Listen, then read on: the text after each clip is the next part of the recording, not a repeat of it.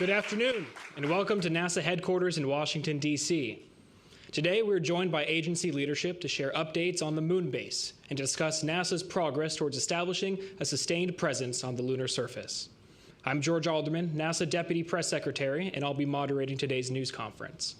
I'm joined by NASA Administrator Jared Isaacman, the head of Artemis, Dr. Lori Glaze, and the Moon Base Program Manager, Carlos Garcia Galan. We'll be taking questions both in person and through our phone bridge, so media interested in asking a question, please press *1 to enter the queue. Today's briefing is focused specifically on the moon base, so we ask that questions remain within that scope. And now we'll begin with opening remarks from our speakers, beginning with Administrator Isaacman.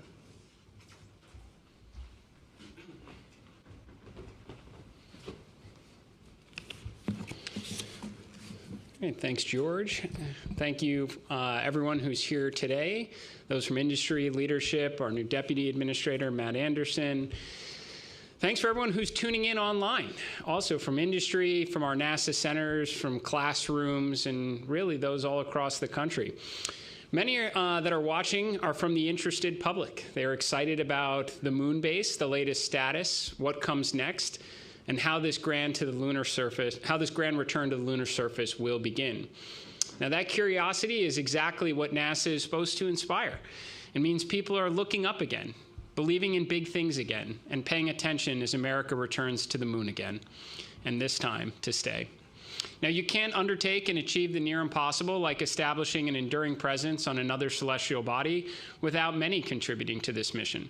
It starts with leadership at the top, and I would like to thank President Donald Trump, the bipartisan commitment from Congress, industry for adapting to and meeting the moment, our international partners for standing alongside us, and the tens of thousands of the best and brightest across the NASA workforce whose contributions make all this possible. I'd also like to begin by walking through the timeline that has brought us to this moment, because there's been a lot of progress in a very short period of time, and it's important to understand how deliberately your space agency is progressing. On December 18th, President Trump signed a national space policy that reaffirmed America's commitment to leadership in space, to return to the moon, establish an enduring presence, to build the moon base, to invest in the next giant leap capabilities, to ignite an orbital economy, maybe even the foundations of a lunar economy, and launch extraordinary missions of science and discovery. On March 23rd, we shared with the world exactly how we intend to achieve the vision called for in the American Space Superiority Executive Order.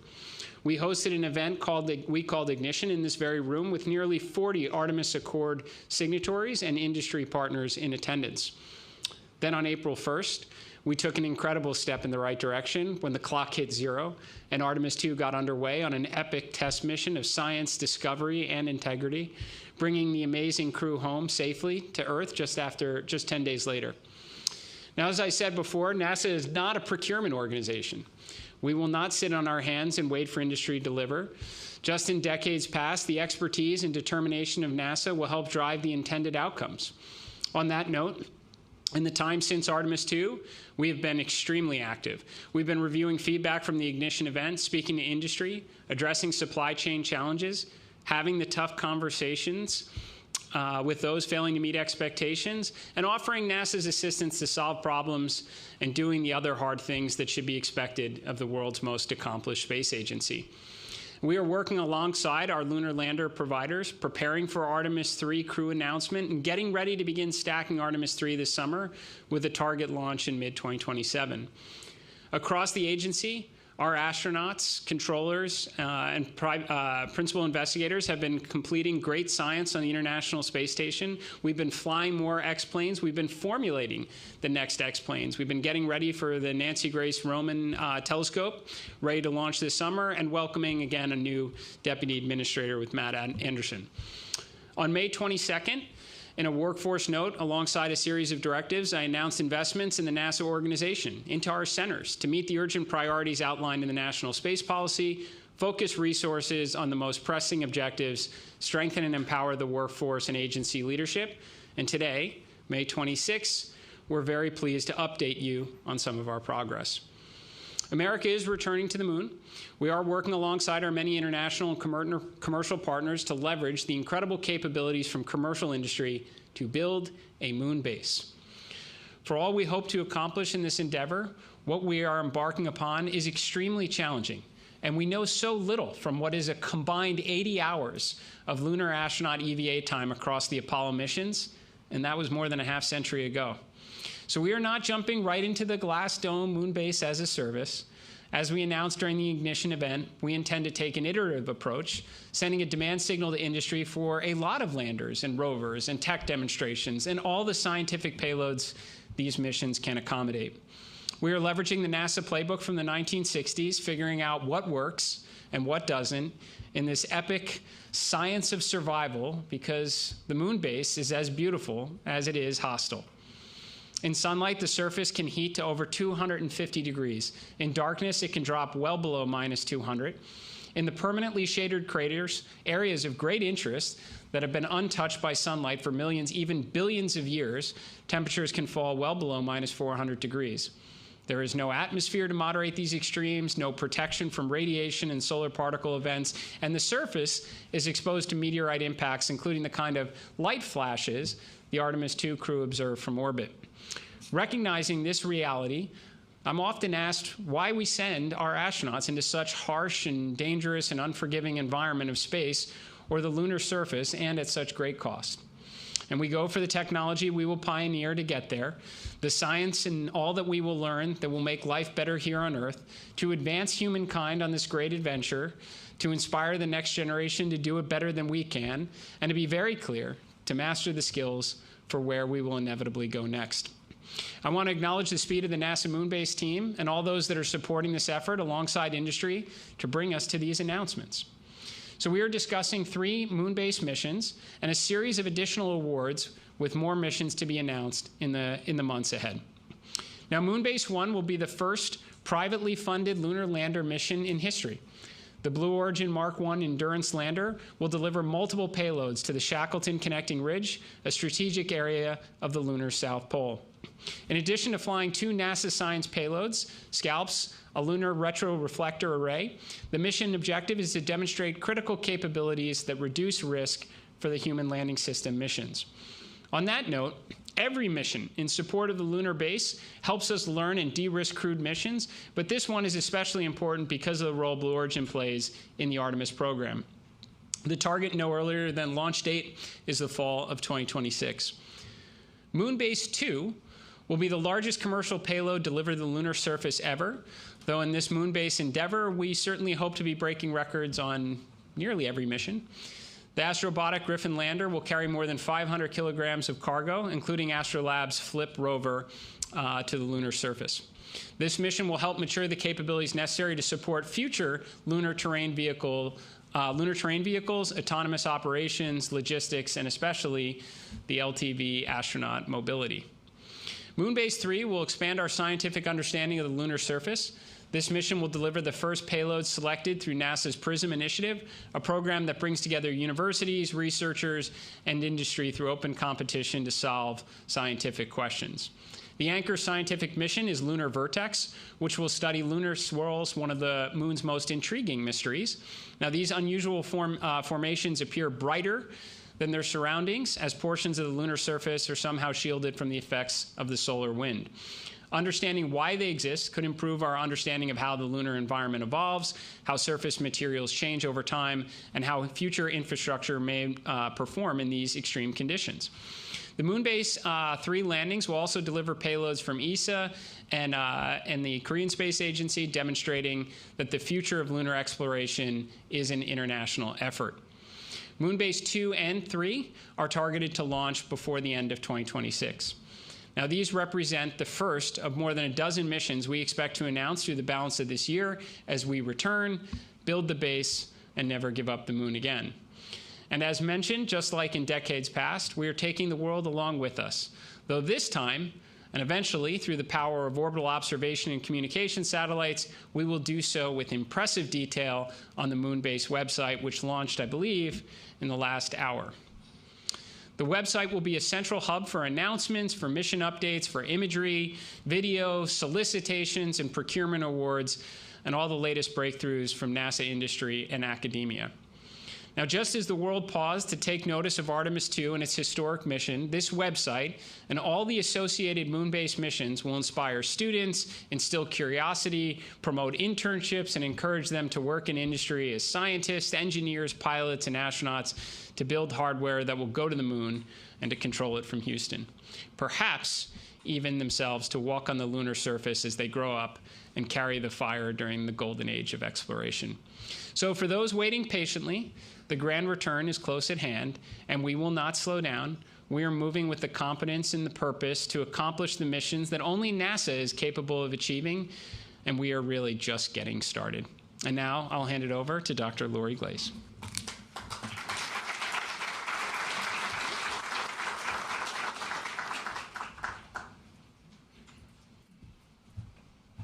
Right. Good afternoon. It's good to see everyone here.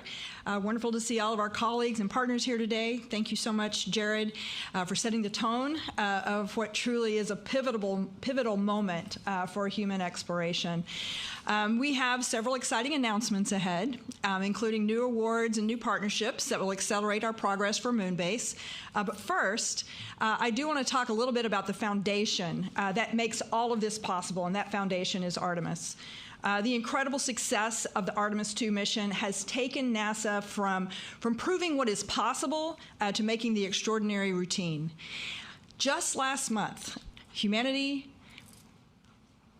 returned to deep space. And I know Jared already mentioned this, but I'm going to take a few more minutes to talk about this. Artemis II is not only a historic journey, it was a comprehensive test of NASA's capabilities as we push farther from Earth. The Space Launch System delivered our crew to orbit with precision. The Orion's life support systems, navigation, communications, camera systems, and heat shield all performed well. Each of these successes validated the technologies and processes we'll rely on as missions become more ambitious and more complex. Where the systems didn't perform as expected, we gained important information to help us improve on future flights. But Artemis II also validated something just as critical: how humans, science teams, and mission operations work together in deep space. This mission gave us real-world data about how our astronauts live, work, communicate, and adapt outside of low Earth orbit, knowledge we can't perfectly simulate on the ground. Artemis II gave our operations and science teams the opportunity to collaborate in real time, practice integrated decision-making, and refine the workflows that will guide lunar surface activities and eventually our path to Mars. While Artemis II carried out significant scientific observations, the mission's science was fundamentally about enabling exploration. The crew served as both scientists and test subjects. They helped us understand how to collect data, operate safely, and coordinate crew, flight controllers, and science teams to accomplish our objectives. The human research and biological and physical sciences data they collected will help us better understand how humans respond to the deep space environment. And the stunning imagery and observations they returned of the Earth, of the moon's near side and far side, of impact flashes in the shadow of the lunar eclipse, all were as much about improving our operational readiness as advancing scientific knowledge. These moments remind us why we explore: to inspire, to learn, and to push human presence farther than ever before. The crew captured the iconic Hello World image of Earth from Orion, revealing once again just the beauty and fragility of our home planet. They photographed the moon beyond Orion's solar arrays with Hello Moon, marking the beginning of humanity's return to deep space. And as they passed behind the far side of the moon, they helped us practice vital science processes that will shape future missions: observation, documentation, interpretation, and teamwork across thousands of miles. Artemis II proved that NASA is ready for the next step. And that next step is coming fast. Artemis III will conduct critical integrated tests in Earth orbit, including rendezvous and docking with our commercial partners and commercial landers. Artemis III hardware, from the SLS core stage to Orion's modules to lander partner systems, is moving into final integration and flight readiness development. And Artemis 4 and 5 hardware is already flowing to the Kennedy Space Center from other centers and partner facilities around the US and the world.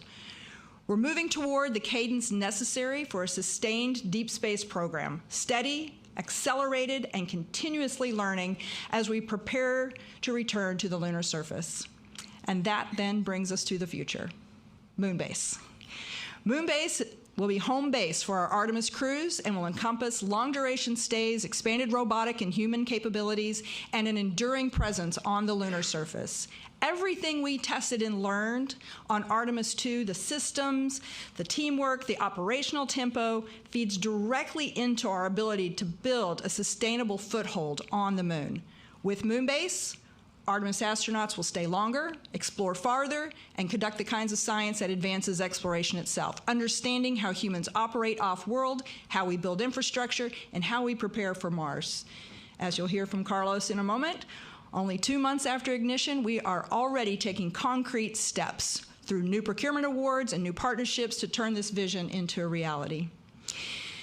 We are building humanity's first outpost beyond Earth. Through Artemis we are going, and with moon base, we're going to stay. And together, NASA, industry, and international partners, we are creating a future where exploration is not just an incredible moment in history, but the first foothold beyond Earth for all of humanity. So with that, thank you, and it is my pleasure to hand over to our moon base program executive, Carlos Garcia Galan, to take you through the next steps in building the moon base.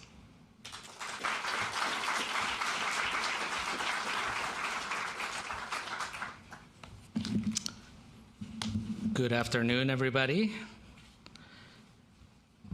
So as the administrator and Lori alluded, we have been busy since Ignition Day. We have been working to align all the agency resources across NASA to basically deliver on this objective of building a moon base. We've been establishing the architecture and the strategy to enable it. We've been reviewing your inputs and your ideas through the RFI for moon base capabilities. We have been visiting industry and going to centers across NASA to, number one, share the vision and talk about it, get your ideas, and also see what capabilities are out there that we can use as tools to develop this. We have also been working on the solicitations that we projected and broadcasted during Ignition Day, which is what we're going to talk about today. You go to the next chart. I'm going to give you a little bit of an outline of the things that we're going to be doing today. First, we're going to start where we left off, talking a little bit about the phase objectives and the assets that we're going to be talking about and discussing milestones for. Then we're going to talk about key phase 1 milestones with awards for landers and lunar terrain vehicles and moonfall carrier spacecraft. And then we're going to talk about what's in the lunar horizon in the short months ahead. So let's get started. This is a chart that kind of describes the vision that we delivered during Ignition Day. We envision the moon base to be hundreds of square miles with different assets, all building up to the objective of permanent lunar presence on the moon. To get there, we're going to break it up in phases, and phase 1 has already started. From now through 29, we're going to work to make sure that getting to the lunar surface is a high reliability endeavor. Many assets we can deliver there. We're also going to test and experiments, the science of survival, as the administrator said. We're going to experiment on the things that we know are ahead of us that we're going to need to build a permanent infrastructure, which is happening on phase 2, and then permanent habitation on phase 3. To do this, we're building and working on many different systems, from transportation to mobility, and we've broadcasted a pretty high cadence of missions that will help us to get there. Phase 1, for example, will have 25 launches, 21 landings, and we're planning to deliver about 4 metric tons of cargo to the surface of the moon. And we want to graduate from that to 60 metric tons to 150 by the time we get to phase 3. If you go to the next chart, when you think about the lunar surface and the endeavor of building a moon base, is going to be extremely hard. And it dawns on us every day how little we know of the lunar surface. We did the Apollo program, we've had lunar probe, we've had spacecraft, robotic spacecraft that have gone back to the moon, but we have explored very little. So we envision multiple assets, those 21 land densities, to deploy many types of assets in different areas where we have objectives for science, or we think it's a good place to develop the moon base. We're going to have landers, small and medium class. We're going to have constellations of satellites that will enable communication, navigation, pointing, observation. We're going to have rovers and LTVs. And also, we're going to have drones. So, to talk about all of those assets, we're ready to make the first major award. And that is, something we advertised during Ignition Day, is for the LTV delivery landers. Through CLIPS program, we requested task plans for delivery of one or multiple 1 metric ton class NASA payloads to the South Pole region. In the base period of that task order, we'll basically ask the vendors to finalize the mission design, integrate and develop the integration plans, execute long lead hardware procurements, design and test the payloads, and demonstrate the compliance of the payload delivery system to the surface. Then in subsequent options, if everything goes well, they will build the lander spacecraft.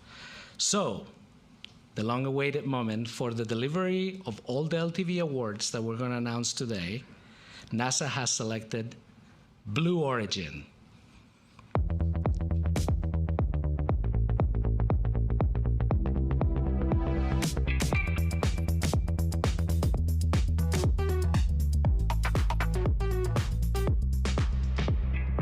All right, give everybody a round of applause to Blue Origin.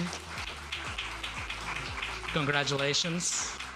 Blue Origin's lunar lander product line has two variants. Mark 1, which is the uncrewed version, is what we're going to be using for the delivery of the LTVs, and Mark 2, which is the crew lander mission. So using Mark 1s will also reduce the risk for future crewed missions there. Mark 1 is the same type of vehicle as Endurance, which is featured in Moonbase 1, the first mission to the lunar surface. Mark 1 type of spacecraft is also going to deliver the Viper rover later in the fall of 2027. So congratulations, Blue Origin, and we are looking forward to this partnership to deliver the first lunar terrain vehicle as part of Moonbase program. Thank you very much and congratulations. So now we get into the awards for the lunar terrain vehicles. In this case, we're going to award 2 of them. As the lunar roving vehicle during the Apollo program, the LTV will give astronauts the ability to further conduct scientific research around the moon. But it's going to do a lot more than that, because in this case, we need it to work all year round. We need them to be on the surface doing things that basically prospect the surface, scope around to potential landing sites, or go to areas of deep scientific objectives. So the LTVs we're going to announce today are both crewed and autonomous rovers. They're a mix between the Apollo lunar roving vehicle and a Mars-style rover. The LTVs will have a mass of about 1 metric ton, or a little bit less than that, and will have to be in a configuration that is kind of compressed to be able to fit on those landers. Each one of the vendors is going to do that in a different, ingenious way. They're designed to traverse about 200 kilometers from where they're dropped off, which is 4 times greater than any rover has ever traveled on the moon or Mars. They can be telerobotically operated by people on the ground. They can work autonomously, and of course, when we have human crewed missions, they'll be driven by the humans. These things can go up to 10 kilometers per hour and go up and down slopes of like 20 degrees. So I'm going to get ready to announce the first LTV award winner, and that is Astrolab. Congratulations.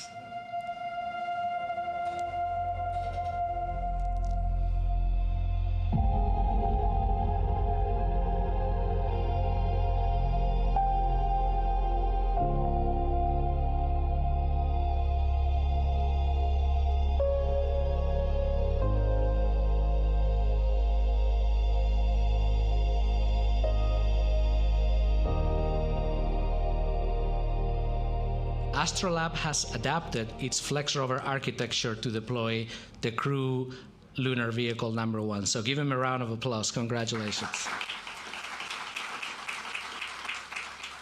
This new vehicle is smaller, lighter, and can accommodate up to 2 crew, which is what we asked for during Ignition Day, to be able to test and develop the capabilities as we go. Again, it has autonomous capabilities. It can be teleoperated, or of course the crew will drive it. CLV-1 has a maximum mass of 950 kilograms and can reach speeds up to 10 kilometers per hour. Astrolab is also building the Flip rover, which has a lot of the features that will then be carried over to the lunar terrain vehicle. Astrolab is using subs like Odyssey Space Research, Axiom Space, and Interloon as the subcontractors for that.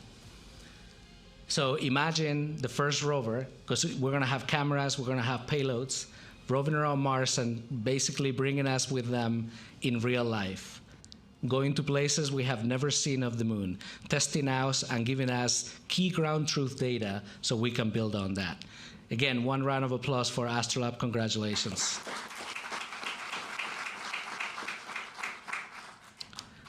The second LTV provider, which I'm going to announce now, is Lunar Outpost.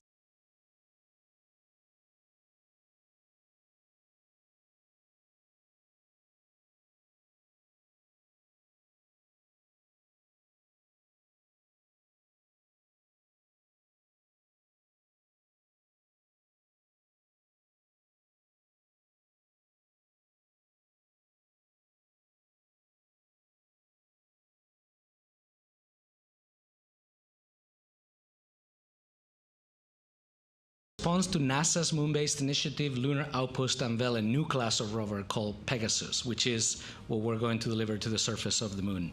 Pegasus is a pared-down version of Lunar Outpost Eagle lunar terrain vehicle. Pegasus is a lighter weight and will be ready to fly on earlier missions as we've asked and demanded.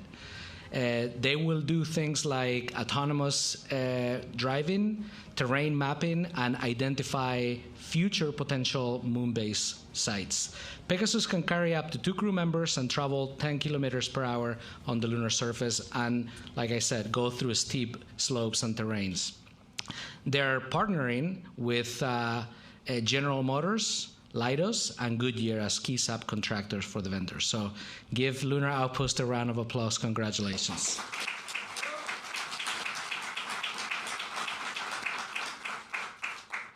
These awards are incredibly important to the next steps of phase 1 because we have to be able to move around the surface and start looking and gaining the knowledge we need to build up on the moon base. Part of that also is Moonfall, which is the lunar drones that we advertised during Ignition Day. Moonfall is the first lunar drone capability that we're going to have, and it's going to accomplish different objectives. The first is demonstrate the technology. It is going to be the first robotic mobile platform with the range to quickly explore sites interesting at the lunar South Pole. Like the administrator discussed earlier, the variances in lighting, thermal gradients are gigantic on the lunar surface. And we basically have a range of like 1 meter dedicated information on the different areas we want to go to. So in that 1 meter, if we're wrong, or if we're off a little bit, those ranges of 400 or 500 degrees in temperature can be a key aspect that we need to overcome. So these drones will allow us to go, cover a broader range of areas that we prospect and get background truth. It can demonstrate the ability to take off and land in multiple locations with precision under South Pole lighting conditions and terrain features. Also, it will utilize available electronics so we can develop them quickly and deploy them where we need. One of the key things that we want to put on these drones is survive the night technology. So not only can they accomplish the mission, they can hop, go to multiple locations, but they can also survive the long lunar nights. So when they get sun again, they can serve a permanent objective wherever they ended up at. It could be observation, it could be communications, or something else. Another key objective is site characterization, so we'll be able to map the surface at centimeter scale resolution, not meters, centimeter scale resolution, allowing us to beef up our orbital databases and reducing the risk for future landings. It will prospect for water and ice in the subsurface of the moon. It can go look into the surface of the moon about 1 meter in depth across tens of kilometers. It will also characterize the radiation environment before we send other assets or crews to the surface and provide a geodetic framework for navigation using retroreflectors. Wherever we put these drones, it will provide much more of a capability for precision landing for whatever landing is coming into that area. And then we'll have cameras, of course, on all of them and be able to observe around the territory. The next objective is imaging.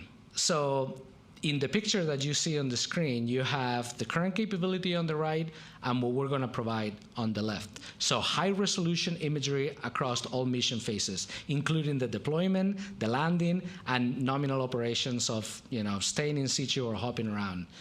It will continue image collection during extended mission, and it will analyze the different sites for unprecedented detail and basically allowing us to build our understanding of soil mechanics, the terrain, the lighting conditions in situ of wherever we want to go.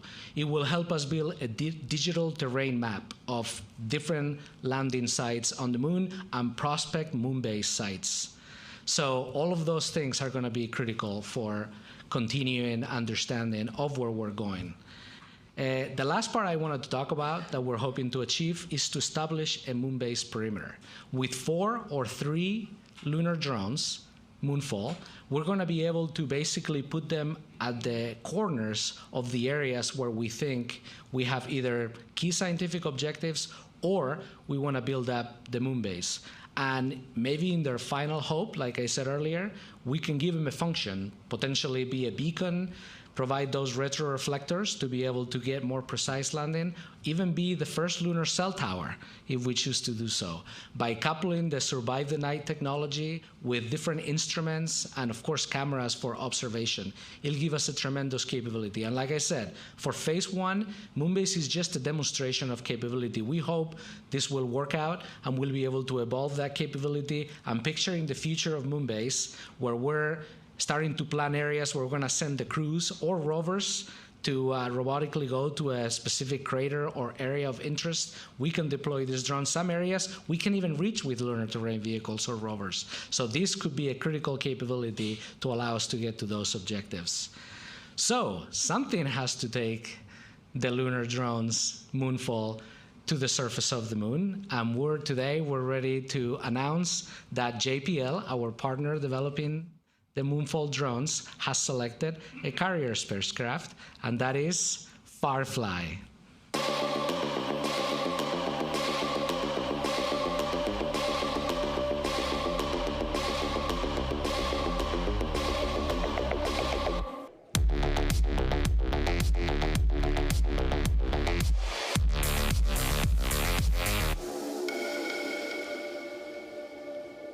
All right, congratulations. Big round of applause for Firefly.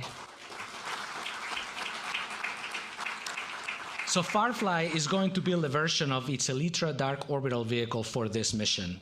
Firefly's first vehicle is built on the same systems that successfully landed and gave us that mind-blowing video of reaching the surface of the moon. That was the CLIPS Blue Ghost mission that flew and successfully landed last year.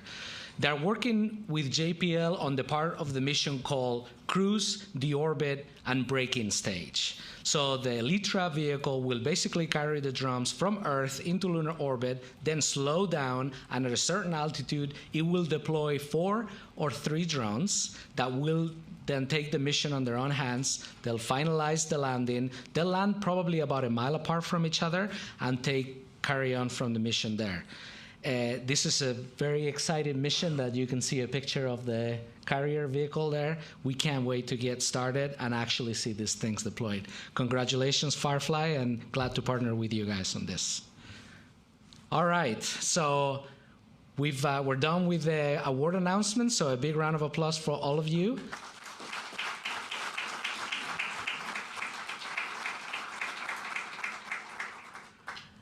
Now gets the hard part, which is delivering on time and having successful missions back to back.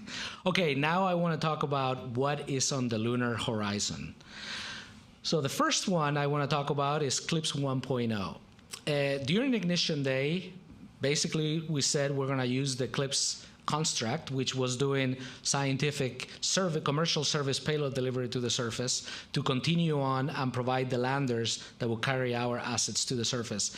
And we declared two things. We were going to contract for the LTV delivery service, which we just announced, and we were going to also expand the number of missions to carry payloads, whether scientific or technology demonstrations. Those announcements are coming back and coming up in June.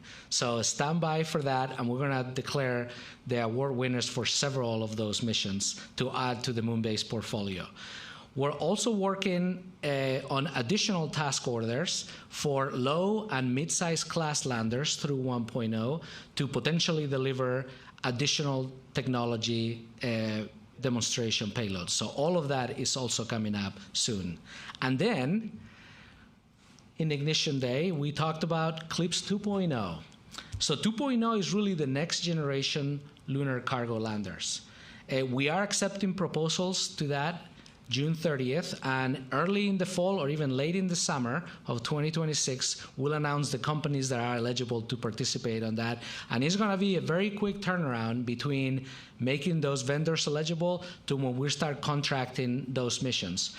CLPS 2.0 is built on the successes of CLPS 1.0, but we're giving ourselves more flexibility. There's going to be ability to do tax orders on end-to-end service. There's going to be ability to basically just buy a lander and be able to couple that with launch service and also technology demonstration payloads, which we may procure or build on our own, and we'll be doing the integration of all of those missions in-house. Again, full end-to-end service, in-house, or a combination of. And we're going to be using that and advertising providers eligible and missions through CLPS 2.0 with the next generation landers pretty soon in the next coming months. And then one of the things that we were wanting to do pretty fast is basically establish the architecture, set the priorities for the technology that we're going to need in phase 2, and then map that to the tech demonstrations that we need to do in phase 1, all these landers we're just talking about. We've narrowed the field of things that we're interested. There's many things that we need to perform, including survive the night and all of those things, but we really want to focus on developing the mid-sized cargo delivery. This is going to be accomplished through CLPS 2.0. Initial power infrastructure. We're talking about solar and potentially nuclear, also smaller components for surviving the night. We're looking at 2 to 15 kilowatts of power generation, up to 20 kilowatts potentially if it's a nuclear system, and hundreds of kilowatt hours of storage capacity. We're also wanting to explore initial cargo mobility and logistics, which is going to be a huge key element of permanent habitation, and then Pathfinder habitation missions. We have 2 BAAs today across the agency, not just Moonbase, which are soliciting ideas, and we'll be using those to take proposals, not for studies, but actually building hardware. The study is going to be put the thing on the surface, test it out, learn from it, and then actually graduate that to be a permanent part of the architecture. So that work is going on now.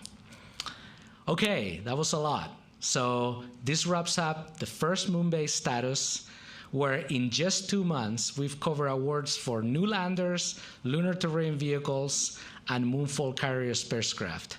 Soon, we will be statusing progress on the additional landers, like I said. We'll also be talking about international partner contribution agreements, which we're actively working on. Awards for technology demonstration missions, and the selected companies to build the next generation landers.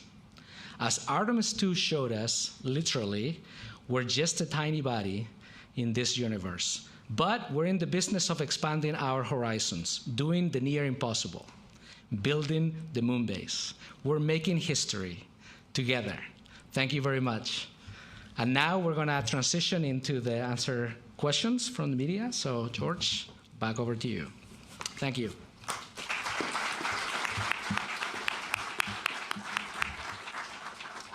Thank you, Carlos, and thank you all. As you can see on stage now, we're joined by models of the landers and vehicles from Blue Origin, Astrolab, Lunar Outpost, and Firefly. We'll now start taking questions from the media. We'll start in the room, and if you're joining us via the phone bridge, please press *1 to enter the queue. We also have in attendance today subject matter experts who will help answer some of our questions, but please direct your questions to our speakers that are on stage. As a reminder, today's briefing is focused specifically on the moon base, so please keep your questions within that scope. And please ask one question so we can get to as many of you as possible. We'll circle back if we have time. We'll now take our first question.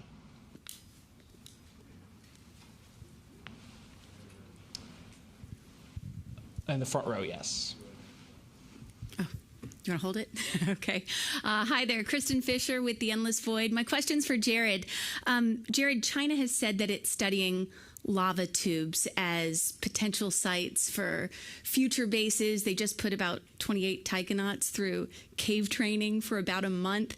And so my question is are there any discussions taking place right now at NASA about exploring lava tubes, underground lava tubes, as a possible site for a future second base? Or is everything focused squarely on the moon's south pole? Thanks. Well, I would say that we are very focused on the first moon base, but in these conversations, we do discuss that we are aspiring to have a lot of outposts on the lunar surface. And I think cave exploration has been part of, at various times, our own astronaut program training as well. So we certainly see value in that environment. I don't know if you'd like to add anything, Lori. Yeah, I mean, I think you hit on it there. We have actually done a lot of work in the past at looking at caves for being able to protect human crew from radiation, the harsh radiation environment. So certainly there's been a lot of research there, and certainly something that could be part of, as you said, as we start to expand our reach, could be part of that. Yes, in the white. Thank you so much for this briefing. Lenka White with RIA Novosti. It's very interesting. I was curious on international cooperation. Let's say there would be a moon base 4. Are there any talks about possibly cooperating with international partners on ISS-style cooperation on the moon with partners like Roscosmos and others? Thank you so much. So we are having a lot of conversations with our international partners. I don't know that this is going to be quite in the ISS style. This may be a little different. We're having a lot of individual conversations with various international partners about the types of missions we could collaborate on, where they're either providing payloads or they're providing a capability that we'll work with them on. So there's a lot of that discussion ongoing right now. I think there's a lot of excitement with the international community about different ways they can participate and collaborate with NASA on these various missions, from small-scale payloads all the way up through very large systems like the pressurized rover or habitats. So we've got a pretty broad range of conversations ongoing. Yeah, we'll be statusing you on that in upcoming moon-based status mission. Yeah. It's status briefings. This will be second row in the suit. Oh, of course. Thank you for taking my question. Sergei Motov with the Russian TASS News Agency. My question is for Administrator Isaacman. So to follow up on international cooperation, do you expect to discuss lunar exploration during your upcoming visit to Baikonur this summer? And as just as a follow-up, do you also expect to discuss the integrated crew flights and extending the agreement with Russia? I would say whenever I've had my discussions with Director General Brakhanov, we usually give updates on our respective space programs and progress. So I fully expect we'll be discussing the International Space Station and what that continued cooperation will look like through the remaining life of Space Station. And I am sure we will also discuss generally what NASA has planned for our lunar missions on the horizon. In our last conversation, the Director General was very kind to discuss the Artemis II, so I'm sure it'll be a topic again. Our next question will come from the phone bridge from Marcia Dunn with the AP. Yes, hi. Probably for you, Carlos. When people think of a moon base, they think about people living there full time. And what do you envision? When do you envision that happening, where visiting lunar astronauts are not just going to be camping out in their capsules for a week or so, but when do you think that there will be a real base with habitats, and when might that happen, and how long might their stays be, and how many astronauts do you envision on the surface at any one time? Just paint me a picture of the future. Thank you. Okay, sounds good. So in the 3 phases we've described, we hope to have some sort of habitation capability in phase 2 with the pressurized rover. That will be where the astronauts can land on their human-rated lander, hop on the pressurized rover and basically work and explore the moon on a short-lived environment, and then from there go to different locations where they can get out of the pressurized rover, perhaps hop onto a lunar terrain vehicle, and even go farther with EVA suits.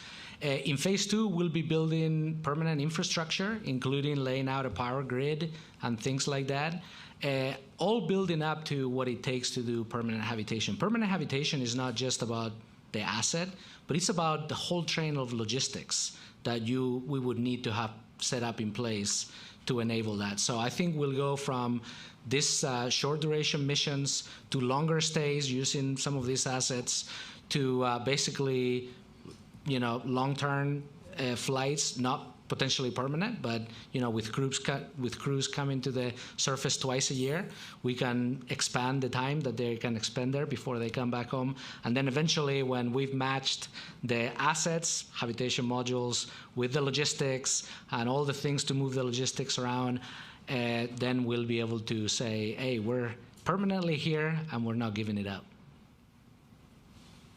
Next question will come from Eric Berger with Ars Technica via the phone bridge. Hi, thanks very much for doing this. This is a question for Jared or Carlos, I think. So Carlos referenced the moon base perimeter, and I'm just curious, having looked at the Artemis Accords, is this a safety zone you're trying to create? And are these areas basically where non-Artemis Accord signatories, should keep out of? Thanks. I think it's important for us to get there first, and I mean when I say that, meaning let's get there and actually achieve what we're intending to do with these hopper drones. It is a first of its kind, which is why JPL is tackling this.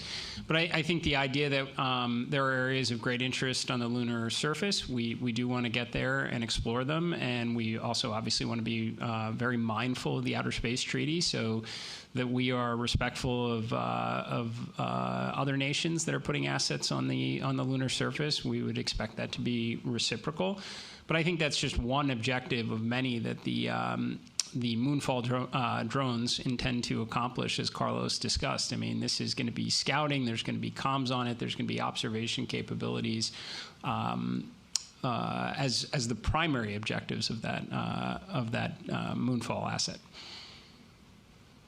Our next question will be from Will Robinson-Smith with Spaceflight Now via the phone bridge. Hi, everyone, for taking the time to speak with us. Question for Carlos, I suppose. With the LTVs that were announced from Lunar Outpost and from Astrolab, about how far is the driving range of those? And I ask because I imagine while it's still being examined, the amount of ejecta that's going to be kicked up by either Starship or Blue Moon Mark II is going to be quite dramatic. And so I would assume that the LTVs can't be placed too close to future Artemis landing sites. So how far apart are these assets going to be placed? And are you expecting them to sort of go to and from future Artemis crewed landing sites? Is that the plan? Thanks. Yeah, good question. So I'm going to actually bring in some of our Moonbase team experts, starting with the Acting Director for Surface Mobility, Robert Pickle. And by the way, I'll just introduce them all for future questions. We have Najut Miransi, she's the Chief Architect of Moonbase, and Ryan Stephan, who is the Acting Director for Cargo Landers. So Robert, take it away. Yeah, sure. Great question. So protecting for PSI, we plan to keep the LTVs approximately 2 kilometers away when the landers land. And they'll traverse in, be able to pick up the crew, and then do missions up to like 10 kilometers during the crewed period. and then uncrewed, like Carlos said, total of like 400 kilometers throughout the lifetime. Thank you. We'll go to our next question that'll be from Jeff Faust with Space News on the phone bridge. Good afternoon. What is the dollar value of the various awards you announced this afternoon to Blue Origin, Astrolab, Lunar Outpost, and Firefly? Thank you. All right, good question also. So Ryan, take it away. We'll start with the service delivery of the LTVs, and then we'll go to Robert for the actual LTV awards. Yeah, I don't want to do math real time, but each individual award to Blue Origin was $234 million per mission, so 234 times 2.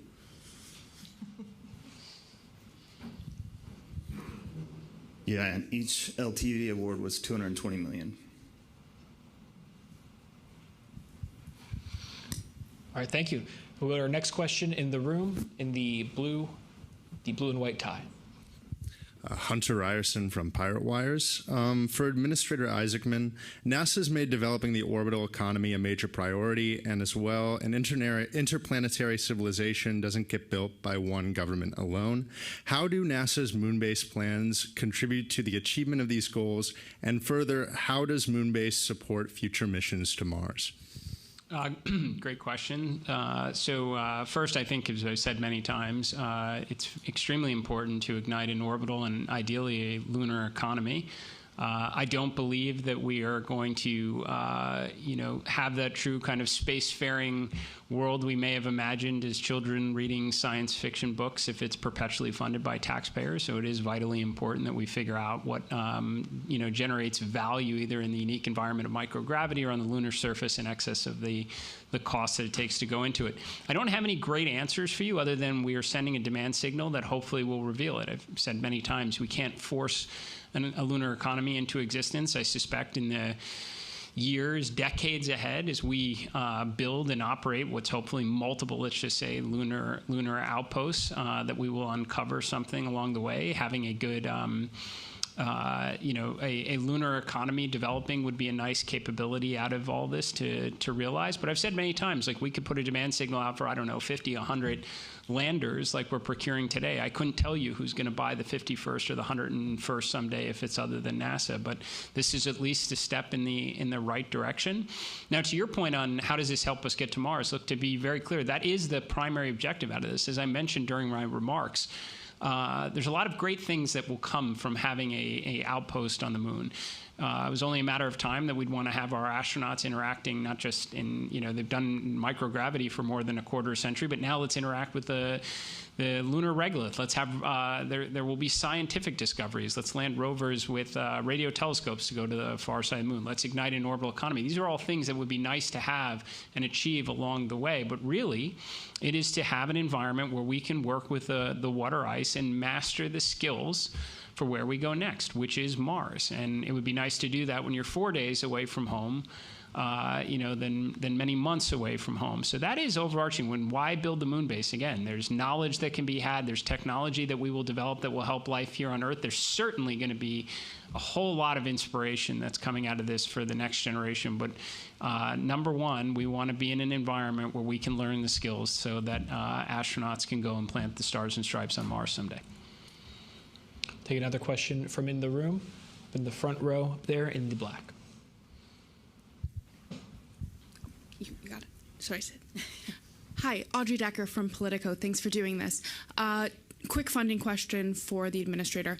When can NASA start using the gateway funds that were passed in the reconciliation package last year for the moon base, or do you need any congressional approval through a re-auth bill or a PROPS to start using those?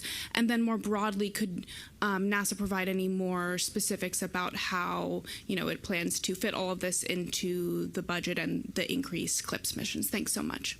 Sure. Well, I think just as I mentioned during the various budget hearings I attended, in order to achieve the ignition objectives, it's important to look at all of the funding sources. So we obviously have the $10 billion plus up from the Working Family Tax Cut Act. We have the FY26 appropriations, and then we have the 2027 President's budget request, which we believe is more than adequate to meet our exploration goals. In fact, a large portion of the $10 billion was in exploration. And in terms of congressional notification, I'd say generally I think should be pretty apparent there's strong bipartisan support around a moon base. I see pretty regularly congressional leaders coming out and interacting and retweeting with our commentary on it. I think they're all excited for American astronauts and eventually our allies to be on the lunar surface itself as opposed to orbiting above it. And as I mentioned, we've already provided now the notification to Congress as expected for any of the organizational or funding line mechanics that need to be addressed. Our next question will come from the phone from Ken Chang with the New York Times. Hi, thank you. I guess this is for Jared or Carlos. When is the timing for landing the LTVs, and how does it fit in with the Artemis schedules? Before Artemis 4, between Artemis 4 and Artemis 5, or later? Thank you. So certainly we want to have a LTV. We picked both of them in the crewed version of that, even though we can operate them robotically before the Artemis 4 mission. And we'll certainly try to line it up so that crew has an LTV to go explore around. So it's absolutely an objective. And then we'll, see how the development goes on. But, we plan to have LTVs for the crews coming to the surface of the moon. And again, the LTV strategy, which we signal in Ignition, is that instead of developing one very capable but also complex and putting all of our eggs in that basket, we're going to develop multiple. So this is, if you will, phase one of LTVs. After we test out the two that we just awarded today, we expect to have more opportunities for same vendors or other vendors with more capability and incorporating the lessons learned that we learned through the operations of the two that we have. Yeah, and if I may jump on this, because it hits a couple questions in this room. It talks to the lunar economy, the question about habitability that came up before. When are we going to actually keep astronauts on the moon for some period of time beyond just whatever the lander in itself will support? We are digging up the playbook or dusting off the playbook from the 1960s here at NASA. Like, we are going to get back to this iterative approach of learning. We haven't been on the moon in a very long time. I have no doubt we are going to learn an awful lot from the first couple lunar terrain vehicles, and rather get a few of them on the moon as soon as we possibly can, alongside the first crewed missions, so we can get astronauts interacting with a rover again for the first time in again, more than a half century. And I have no doubt they'll come back and give us feedback that will inform some of the phase 2 LTV awards, where we'll progressively add more capability from things we learn from autonomous functions. You're doing the same thing when it gets to habitability, right? I think clearly, as Carlos mentioned, we were probably going down the path of one extremely exquisite, all-encompassing rover before. That doesn't help stimulate a lunar economy at all. That's like, it becomes an all-or-nothing event, nor is it just the right thing to do to learn to get to what should be the ultimate state rover, maybe many years around down the road. Same thing is applicable for habitability. Doing lots of landers, demonstrating different capabilities in this incredibly harsh environment is a way you stimulate a lunar economy from all the various commercial players, but it helps us get to the state instead of just trying to drop a single all-encompassing habitation module and hoping it works out. So all of this comes together for an achievable path for mobility, for the astronauts themselves, for logistics, for autonomous operations, for habitation, and for stimulating a lunar economy. Hopefully that all makes sense how it's coming together. Our next question will come from the phone bridge from Irene Klotz with Aviation Week. Thank you. In addition to the time frame of the LTVs, what's the time frame for the JPL Moonfall mission?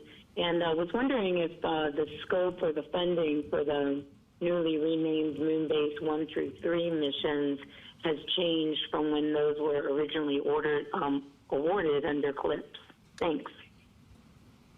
Okay, I'll take that. And I'm going to ask Najud to also jump in if you want to add anything to what I'm going to say. So first of all, the first moon base missions that we've declared, what we were already had on contract. We're doing things a little bit differently with those. We want to make sure that the reliability is there, and we're putting all the resources of NASA, including test facilities if they need them, in play here. So we're not necessarily changing the timeline because we already had a contract with them on when that was going to happen. But we're basically putting all of our assets in play, including experts, facilities, know-how, whatever it takes to make them successfully before they get to fly and when they're flying. So Moonfall is also something that is a phase 1 asset, so by 28. And we're still doing some trades on number of, it's going to be 3 or 4, and what's the pluses or minuses of that. And then I'm going to turn it over to Najud to kind of add on, why that and how these missions maybe interplay with each other. Yes, a lot of the priority for the Moonfall early on is to get them in the locations to do the reconnaissance on the important locations where we want to deploy the rovers, the science, the power systems that will follow. So being able to integrate all these missions across time and adapt the learnings from them is very important as we establish the architecture for Moonbase. And our next question will be from in the room. There in the back in the third row. Hi, I'm Dan Vergano with Scientific American. I'm wondering if there's any update, maybe this is for Lori, on the timing for picking the Artemis 3 landers. There's a lot of Blue Origin landers today. When do you have to make that decision for that Artemis 3 mission that Jared said is a year from now, mid-27? Yeah, we're already moving forward pretty strongly with both Blue Origin and SpaceX on their lander concepts. So we're already moving in that direction with both of them. There's a lot of trade studies ongoing right now just to make sure we've got the mission designs right and the right objectives for those. But we're already moving out. It will be the version that Blue Origin is working on for that mission. Yes. Next question in the front row there. Thank you. Hi, my name is Jack Gordon. My question is for everybody, I guess mainly for Jared. I'm just curious what NASA overall has thought about basically astronaut health on the moon. And as we're building the moon base, obviously the goal is going to be to keep people there much longer than 3 days or 4 days or 5 days.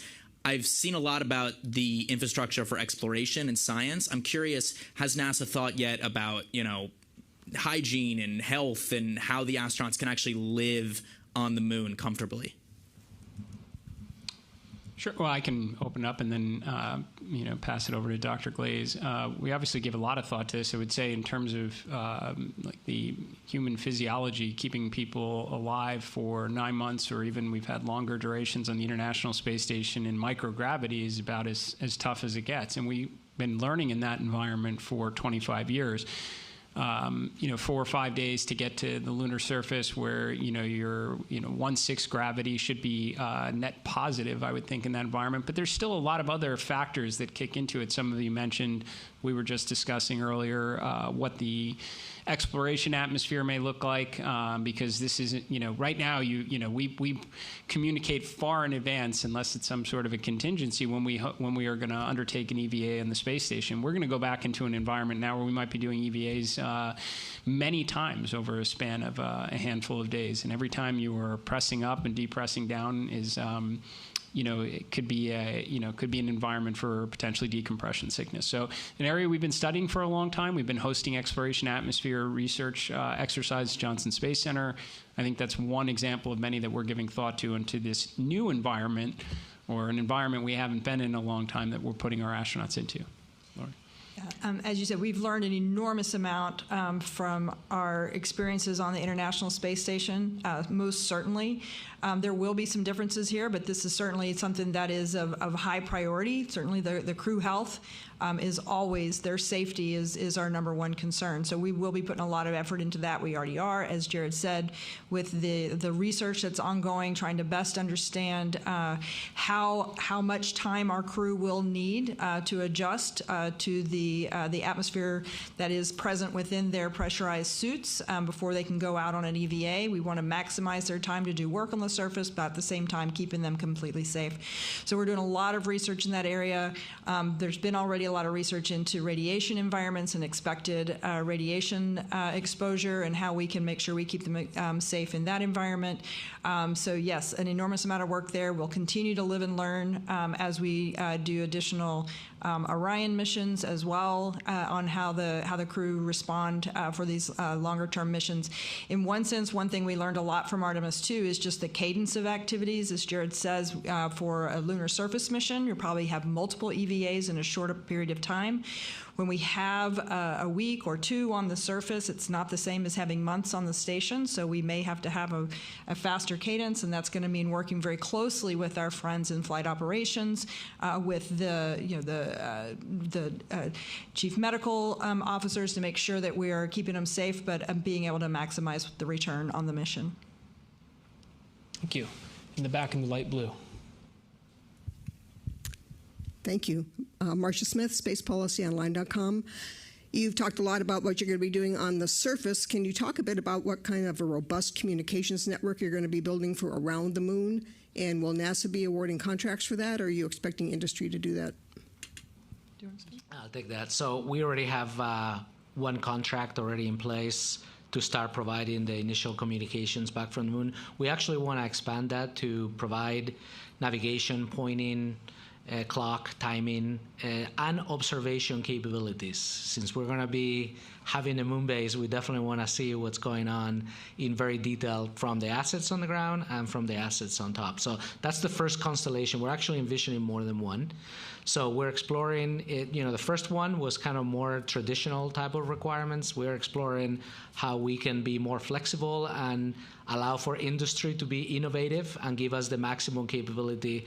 We're going to have so many assets on the surface.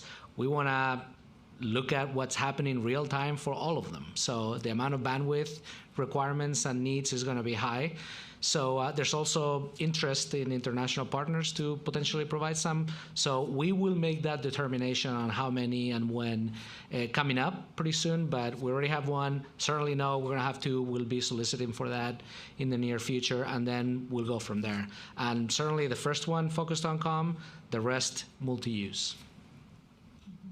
We have time for one more question, and that'll come from the phone bridge from Mike Wall with space.com. Thank you all. This one's for Carlos. Like you said in that sort of phase 3 vision for the moon base, it's going to cover several hundred square miles. I'm just wondering, what does that look like? Are those just where the far-flung assets will be spaced out? That's what counts as covering hundreds of square miles?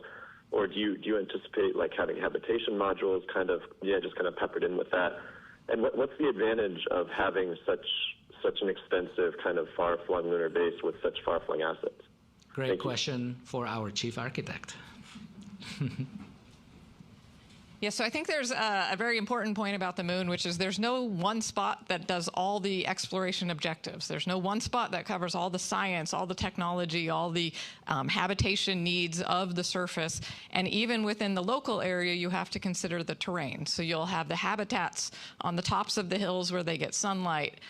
Power systems, nuclear systems need to be 1 kilometer or more away for the radiation protection. So all of these things, when you start putting them together, end up sprawling a little bit more like a city as you start building it out. And so to then have power in remote areas where you might be doing your in situ resource utilization, the aggregate mining, looking for water ice, or science operations in a different location. So it is to accomplish all that is before us requires a significant amount of distribution of assets, capabilities, and systems to do the things we're looking to do on the moon, to do the exploration and return that benefit to humanity.